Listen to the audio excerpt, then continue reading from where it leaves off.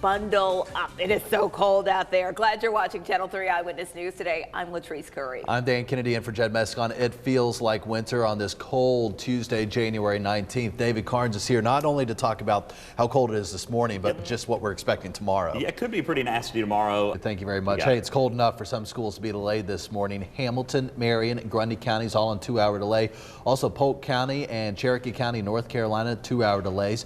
And Sweetwater City schools delayed 2 hours. Also the buses at Orange Grove running a little late, and Chattanooga Girls Leadership Academy 1-hour delay this morning. And continuing coverage this morning, a petition is circulating asking for the Hamilton County School Superintendent and the suspended Ooltewah basketball coach Andre Montgomery to be removed from their positions. And Montgomery was suspended without pay last week, along with his assistant coach and Ooltewah's athletic director, while the investigation continues. Iowa caucuses. The latest numbers, Latrice, show Republicans taking a hit from negative campaigning more so than Democrats. Tracy Potts is following it all from Washington. Of course, we have some developing news this morning. A fire. You have some information. Yeah, fire department on Signal Mountain. They're on the scene. 500 Hathaway Drive. It's been contained to the chimney, Latrice. No reports of any injuries, but fire department still on the scene. And again, contained to the chimney, that fire on Signal Mountain this morning. All right. The arrest of a North Georgia grandmother on second-degree murder charges sent shockwaves across Walker County. Officials say Barbara Pemberton left her 13-month-old grandson asleep in her car for more than 5 hours last week with the heat on.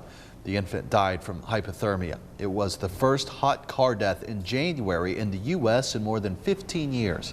Now this case is raising many questions like, how long does it take for a car heater to become a danger? In continuing coverage this morning, a petition calling for Superintendent Rick Smith to resign reaches more than 1,300 signatures.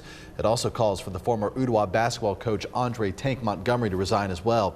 He was suspended without pay last week, along with his assistant coach and the athletic director at Ooltewah, after they were charged for failing to report child sex abuse in the rape case.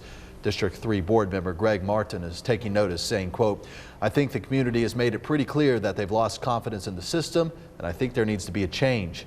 District 7 board member Donna Horn agrees, but says she still has confidence in Smith and his role as superintendent.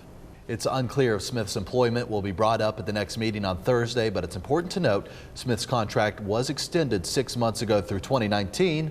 That means it would be a pretty costly buyout for taxpayers if one were to happen.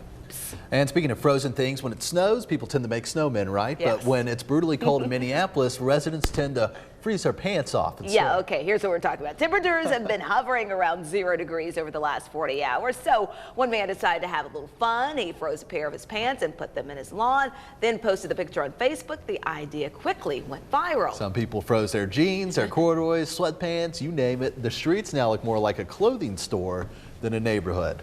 They say the jeans are the best ones. Like, you can really do that Right, with the freezing. I can imagine. Yeah. Not envious. No, I'm not at all. Stay up to date 24/7, WRCBTV.com. You can also follow us on Facebook and Twitter. Thanks so much for watching. We'll be back at 7:25 for more news.